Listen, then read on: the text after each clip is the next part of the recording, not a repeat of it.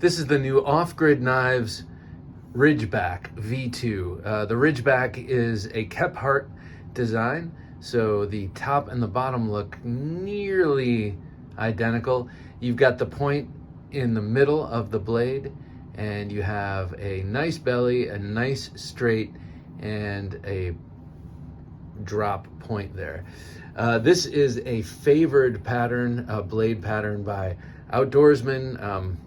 That's about where my knowledge of this particular pattern ends, though I do know that a lot of people number of people who come on Thursday Night Knives regularly love the Kephart knives. I can see why. Now, my one experience with a Kephart knife is the first Off-Grid Knives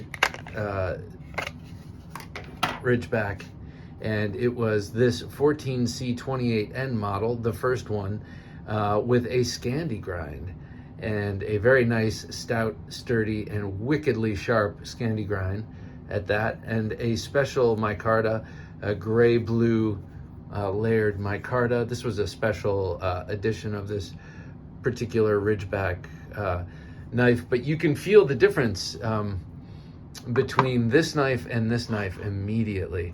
And it basically has about the same footprint, but this knife is a brick by comparison, and it's because of all that steel still left on the blade.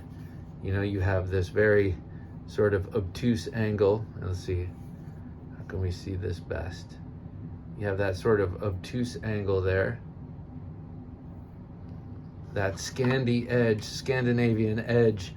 The bevel is the edge, and then here we have a wickedly thin blade already and a V-ground edge. So look at the difference there. I mean, this is going to be stouter and sturdier, and no doubt, because there's just more steel on there, but this is going to be a great all-around cutter.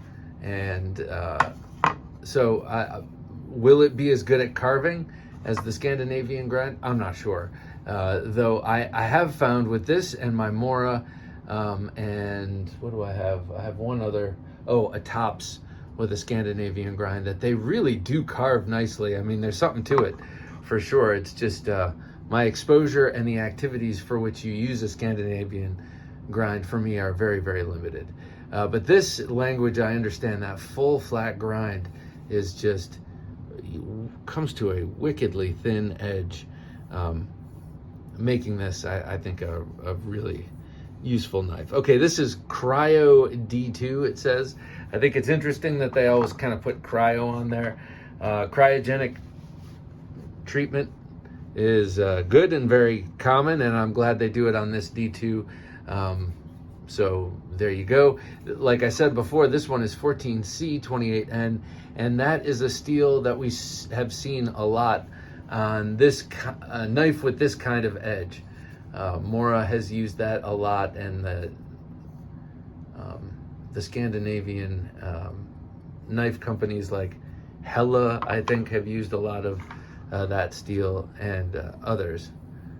But for this one, they went with D2. I'm not sure why, and if it has to do with the blade grind. I'm curious to find that out. Nice micarta handle, very nicely sculpted, and it feels really good. It feels like you could use this for you could do a lot of work with this and not get fatigued. So I do understand that this is definitely an outdoor knife, but just in looking at it and looking at its shape, you could use this. I'm betting you could use this, flex this into all sorts of different uses. This, I don't know, this might be a good soldier's knife. Maybe just because it's a good all-arounder, but it also looks like it has a pretty nice point if you needed to, use this as a weapon. I don't know, you might want to swedge it a little bit, but I don't know, what do you think? Is that just me? If you have a hammer, everything looks like a nail. This one, not so much. This one looks more like a camping tool. This one, especially in black, I don't know. I could see it flexing. But man, yeah, the weight difference is something. But they're both great knives. I did a video where I cut down a sapling with this, and First turned it into a staff and later ended up turning it into a bow and arrow for my daughters, but it wasn't a very good one and it broke. So yeah, their handle slabs are bolted on there. Again, they have not bolted. You can take them off. Chicago screwed, I guess.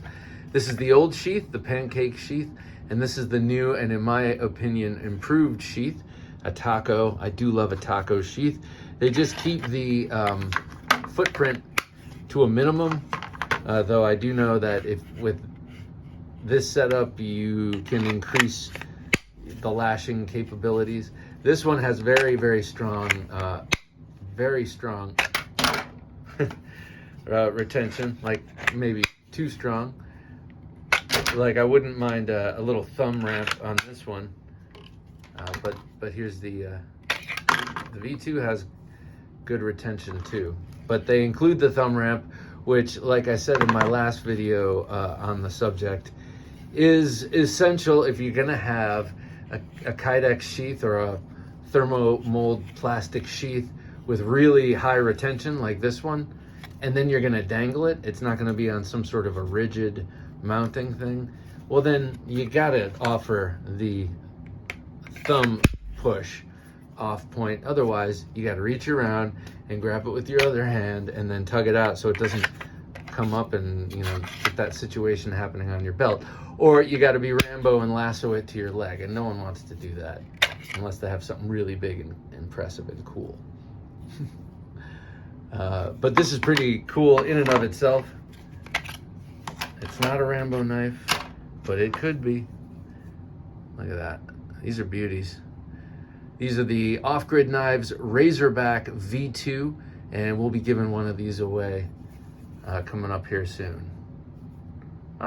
They're kind of cool like this too. Dueling Kepharts. There we go.